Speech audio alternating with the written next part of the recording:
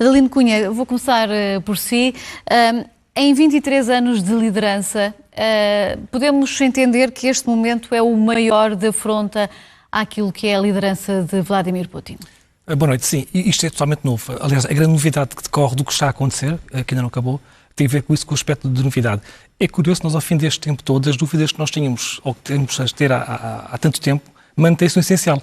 Ainda não sabemos se é uma insurreição que visava mudar o Ministro da Defesa para tornar a guerra mais dura, não sabemos se será um golpe de Estado para derrubar Putin em concreto, e também não sabemos se será um golpe revolucionário para mudar eventualmente o próprio regime e a Constituição da Rússia. E todo este fluxo e refluxo, ao fim de tanto tempo, não é? Dá quase a impressão que é um filme que está a ser visto em tempo real e que ninguém escreveu o argumento. E isto torna muito confuso gerar conhecimento, porque é imperfeita ainda a informação que nós temos.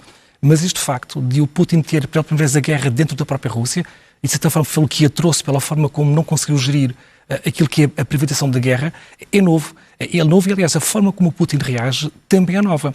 Putin, estando acusado com uma ameaça militar às portas de Moscovo, acusando essas pessoas de serem traidores, de serem terroristas, tendo tudo do ponto de vista até legal montado para poder vir a acusá-los, ter recuado para um acordo, significa que a própria natureza dele foi contrariada neste aspecto. Este aspecto é o que é novo. Não sabemos ainda, parece-me a mim, qual é que é o resultado desta dinâmica que está claramente ainda em curso. Primeiro falar sobre a reunião com as mais altas chefias militares que está na agenda para amanhã. Qual é a importância desta reunião? Eu acompanho muito do que disse Daniel em relação àquilo que é o perfil do Putin. Ele parece ter caído um pouco na sua própria armadilha. Se nós colocarmos em perspectiva aquilo que foi o seu programa ideológico, ele estava sempre a força da Rússia, estava nos seus valores tradicionais, desde logo o patriotismo e a submissão ao Estado, tanto do governo como das autoridades, e depois falava em três pilares que agora foram todos colocados em causa.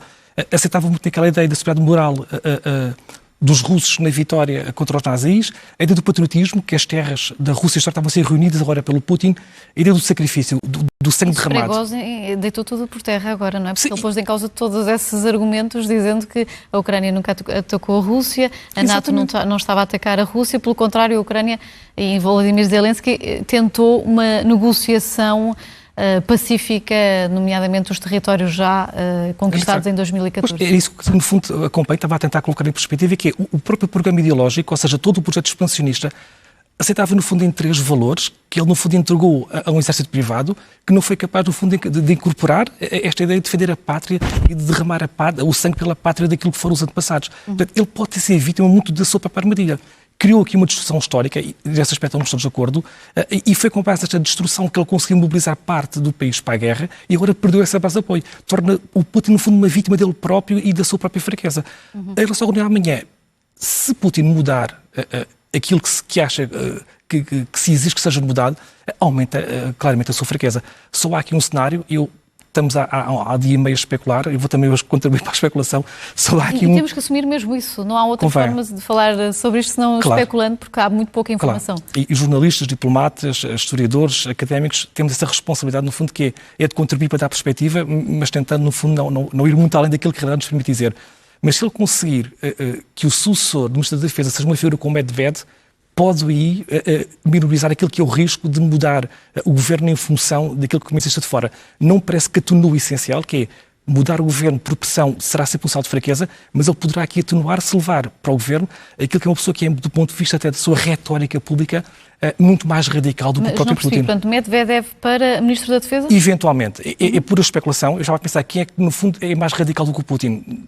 Talvez o próprio Medvedev possa ser um radical, para não dar a ideia de haver aqui um refluxo nesta retórica expansionista da própria Rússia. Germano, os países, que sinal é este e qual é o peso que pode ter, nomeadamente na cimeira da NATO que se aproxima? Então, um dos poucos pontos que nós discordamos educadamente um do outro. Tem a ver Concordam em discordar? Sim, mas educadamente. Tem a ver com a forma como o conflito pode eventualmente vir a ser resolvido. Eu parece-me que a Ucrânia vai ter aqui uma oportunidade para tomar uma decisão em relação à evolução do conflito. Ou pede, como disse o Germano, um outro tipo de armamento, ou seja, há claramente uma escalada no sentido de armas diferentes para atingir objetivos diferentes, e trata-se evidentemente de ganhar o território de forma decisiva e não estes metros que estamos a contabilizar todos os dias, ou então liberta-se, no fundo, desta restrição moral que tem, que é não poder usar certo tipo de armas para atacar o território da Rússia. Nomeadamente as de longo alcance. Exatamente. Isto tudo num contexto em que passou despercebida uma circunstância que tinha um potencial bastante interessante. A própria Dinamarca estava a organizar, ou a tentar organizar uma cimeira que tentasse abrir o diálogo em relação ao processo de paz. Havia a ideia de convidar já, além dos representantes da Rússia e da Ucrânia, também os aliados informais da Rússia, a China, ainda o próprio Brasil, e perdeu-se aqui esta oportunidade para se falar um pouco mais de paz. Eu tenho sido bastante crítico deste rearmamento da Ucrânia, não por não ter nenhum tipo de empatia pelo que está a acontecer, pelo contrário, sinto isso como todos sentimos, mas a minha convicção é que a guerra, e o citar a guerra, não vai resolver o problema. Se nós acharmos que a solução para este conflito está numa vitória militar de uma das partes, estamos a dizer que é necessário que uma das partes tenha uma derrota total. E eu, honestamente, não me parece que a derrota total de uma das partes que vá resolver o conflito. Mas estou de acordo que não há ambiente político para que se fale sobre paz, até porque os aliados estão a pressionar imenso a própria Ucrânia para levar ainda mais a fasquia. Portanto, eu parece-me que... Mas concorda com o Germano quanto à não convicção de que não haverá uma escalada para território NATO? Eu acompanho isto, é que nós parecemos mosquitos pendurados em cordas. Nós não sabemos de facto o que é que se vai passar no dia seguinte. E esta percepção de que alguma coisa pode acontecer, estamos com esta pressão há demasiado tempo. Ou é um míssil que sai da Rússia e que vai para o território da Polónia, não sabendo nós se saiu da Rússia, das tropas russas ou ucranianas, são as bombas nucleares táticas que vão ser colocadas ou num sítio ou no outro.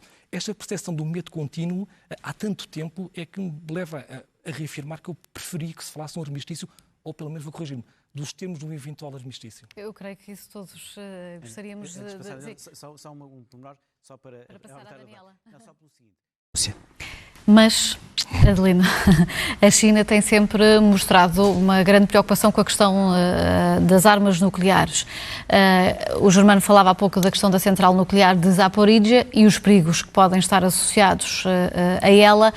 Nesse caso, a China vai continuar com esta imparcialidade no que diz respeito à posição verbal, porque sabemos que a China não tem, obviamente, uma visão imparcial sobre esta guerra. O que é que se pode esperar? A China tem uma vantagem, é que a China tem uma noção do tempo longo que nós às vezes no Ocidente não temos. Isso dá-lhes perspectiva para ver os problemas numa outra dimensão. Em relação a esta questão que falou já há pouco a Daniela sobre a questão da NATO, eu acho que o mundo é muito mais seguro pelo facto de existir a NATO e nós somos um mundo livre e podemos fazer escolhas porque a NATO existe. Não tenho nenhuma reserva em relação à NATO. Mas não podemos dizer que a NATO não é, que é uma aliança que não é ofensiva, ou pelo menos que é defensiva, não é?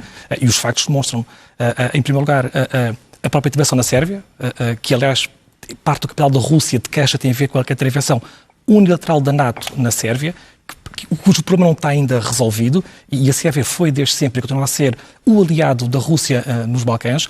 Em 2008, a Cimeira de Bucareste, onde se dá as boas-vindas à Ucrânia, e isto não é semântica, parece-me a mim, e a recente revisão do Conselho de Estratégia da NATO, elegendo a Rússia e a China, precisamente, como os seus inimigos preferenciais.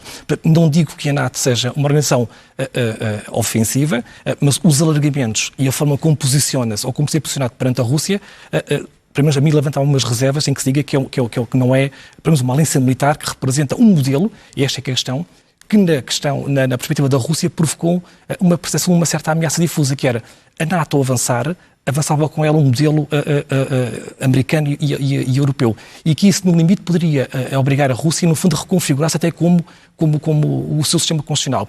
E foi esta ameaça do medo do avanço da NATO que nós, muitas das vezes, não queremos dizê-lo, porque se convencionou que não se pode dizê-lo, que de facto contribuiu, não justifica a guerra de todo, muito menos justifica a invasão, mas também não podemos esconder aquilo que nos incomoda. Portanto, eu queria só chamar a atenção para este ponto que me parece relevante.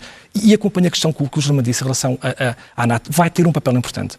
A própria NATO deve estar à procura, no fundo, como é que se pode situar, a própria China como é que se pode situar, e vou voltar um pouco, como comecei, se quer organizar-se uma cimeira de mediadores para começar-se a falar sobre como é que nós podemos organizar para a fase seguinte, talvez fosse mais útil estarmos permanentemente a falar sobre qual é que será o passo militar seguinte.